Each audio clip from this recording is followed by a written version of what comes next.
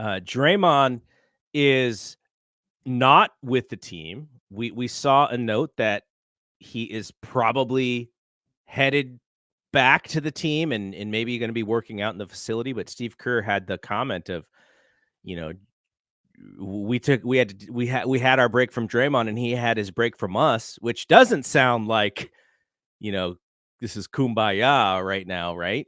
So you have this Draymond situation, you have this situation with the younger players who don't believe that they're getting time.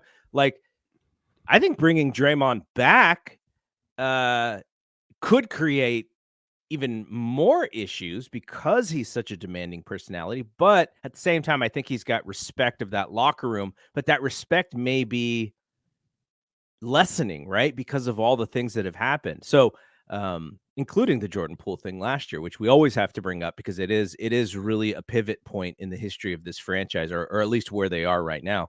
So what do you think about Draymond? Can he come back without the drama? Can he be the same player that he needs to be while basically walking on eggshells with the NBA? Oh man, this is a tough one. It is. I think it's the hardest question to answer, but it is also something that they need to solve, because if they can't, they're on the hook with this dude for the next several years and big money. Not big money, but enough. Yeah, I mean, yeah, that's tough because my whole plan relies on him coming back and being the same player. And like, I think he can come back, and I think that he can walk on eggshells for a little bit. But it wouldn't shock me if another something happened. And if he gets suspended again, man, like I think they should get rid of him and cut ties, and that makes it easy to. He's the first domino to fall. He did it to Who himself, takes and then him though? Who wants that? Who wants that problem? Just as hard as that question was for you to answer, you're telling me another franchise is like, we will take your Draymond problem, knowing that the NBA is proving a point here with him and saying, like, all of these things that you've done over the years, we are counting them and we are adding them together and saying, yeah, you do something again. And who knows? Like, it was an indefinite suspension. They didn't even give him a length. They just it's said, just BS. go away. But um, yeah, I think there are teams who would still have him. I think it's Detroit. Like, I mean, two of the teams Okay, in this list. give us Duran. Done deal. Let's go. Done deal. Two of the teams in this list are currently their GMs are players in the Suns and the Lakers. So KD and LeBron get what they want.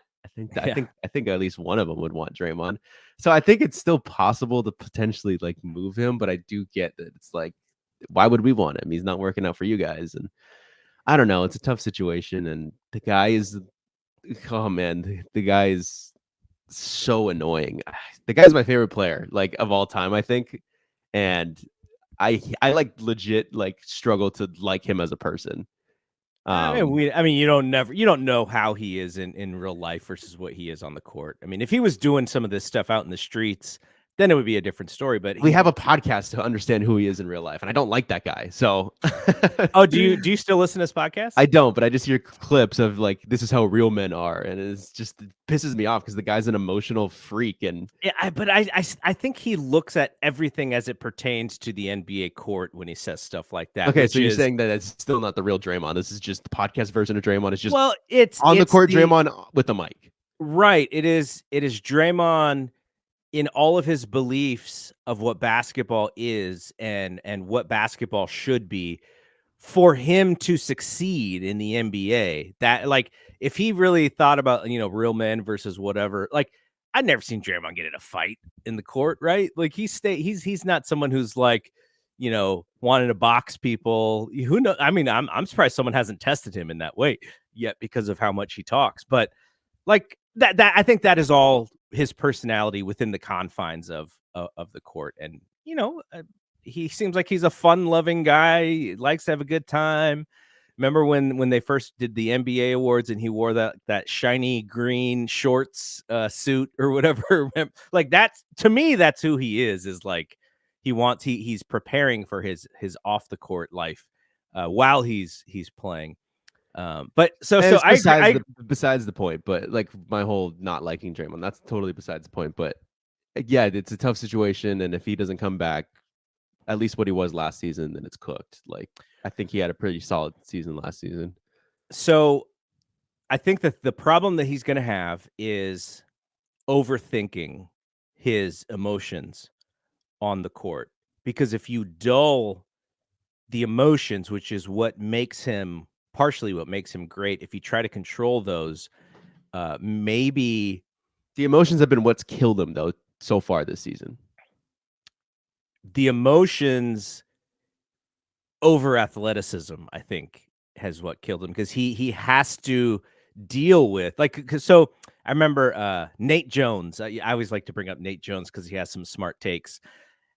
When the Warriors were winning in 15 and 16 and 7, well, they didn't win in 16, but they were really great in 16. Nate Jones would say, what makes Draymond great is his athleticism. And the second he loses a step, he's going to have to learn how to then, play more with his mind, and which is what we have seen. But if you continue, he's just going to continue to lose athleticism. That's what happens when you get older.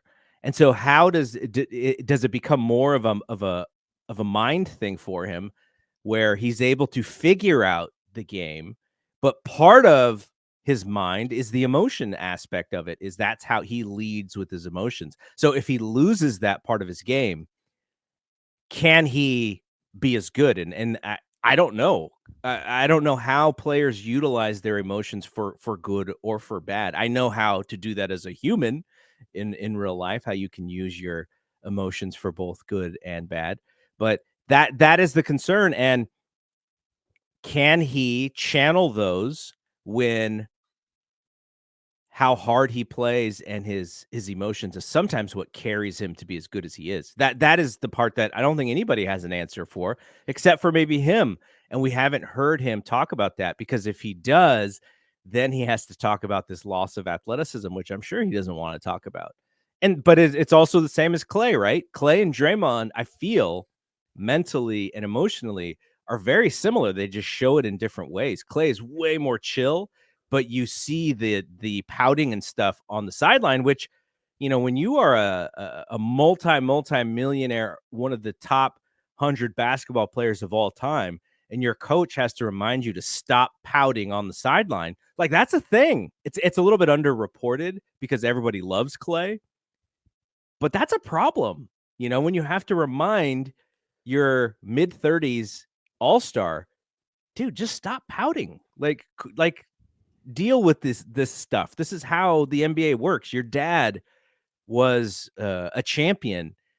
Like let's age gracefully, but at the same time, the competitiveness of Clay is what makes him hit shots late in the game where fans are like, "Oh, Clay's back."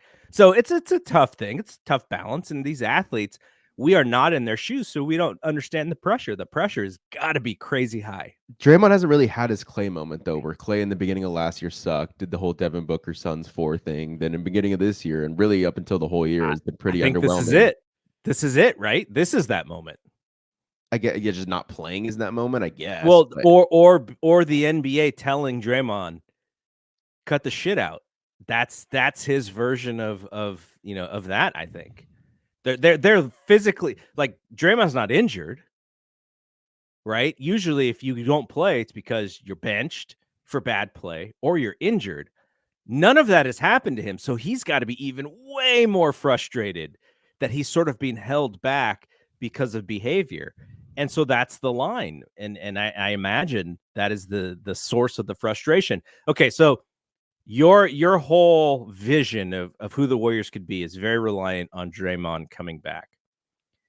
Could there be an avenue for Draymond to utilize this energy and this frustration and just ball out and come back second half of the season? He is just re-energized and focused and fired up. I don't know if many people think that that's going to happen, but if what you're hoping happens, that kind of has to be the play, right? That kind of has to be who there's a Draymond world is. where it happens because, like you said, like I mean, he's had time off and like, as old as some of these guys are, like they can't really be playing no 82. I think Draymond probably played like damn near 70 last year, 70 Yeah. games that is. And I I'm just mean, worried maybe about this, I'm just worried about the Lobos. That's what I'm worried about for all this yeah, time off. The Lobos are gonna set him back a few games, but um, I mean, as much as this is bad for him, there's a potential that this could be good for him playing wise. Of like, hey, his body needed a rest. Yeah. I don't know. We'll see. If I'm the other team though, and Draymond comes back, like I'm trying to rile him up. I'm Oh trying yeah, to make him lose his cool. absolutely. I'm trying to get him suspended again. How many And times is Sabonis going to be on the floor and just grabbing his feet? yeah, exactly. Like he not only is he fighting an uphill battle, he's walking on eggshells, but now people are going to be probably trying a little even harder to get him. Dude, Nurkic just going to grab his hands every time possible and have him try to wriggle out of the wrist lock. Yeah. So I don't know. I mean, I don't even. That's the good thing about what Kuminga's showing lately is that offensively, like hunting Steph and Clay, like the way he's been making quick and sharp passes to them when they're coming off of screens and just knowing that, hey, I'm wide open for three, but Steph is covered right next to me. Let me just go screen him real quick to free him up. Like he's been doing some of that Draymond stuff lately, and there is a chance like he can transition into him. I think he's better than Draymond offensively, but he'll never be anything what Draymond is defensively. But if you No. can replace that with another defender, like can they get Nick Claxton from the Nets? There's another avenue I think to replacing Draymond if he doesn't come back, or if he gets in trouble again, or if he doesn't come back the way he is.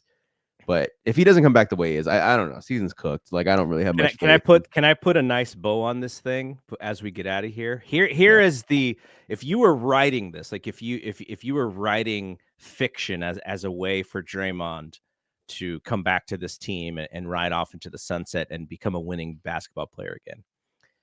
In 2015, as the Warriors were trying to win their first championship since the mid 70s, Steph Curry was struggling against the Memphis Grizzlies.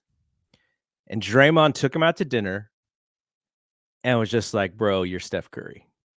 Like, stop being in your head so much. Steph Curry has had to take on way more of a vocal leadership role this year. You see him at the podium having to explain lots of different things, including last night with Kuminga. I think for this to happen, it is Steph Curry taking Draymond out and being like, bro, this is where we need to be. This is what we need from you. And if you can bring that, I can do this and we're going to fight and get back in this playoff race. I think it's good. It's on the shoulders of Steph Curry, and he's probably the only one who could reach Draymond in that way, because Draymond is such a ferocious competitor, and Steph is a ferocious competitor as well, and just in a slightly different way.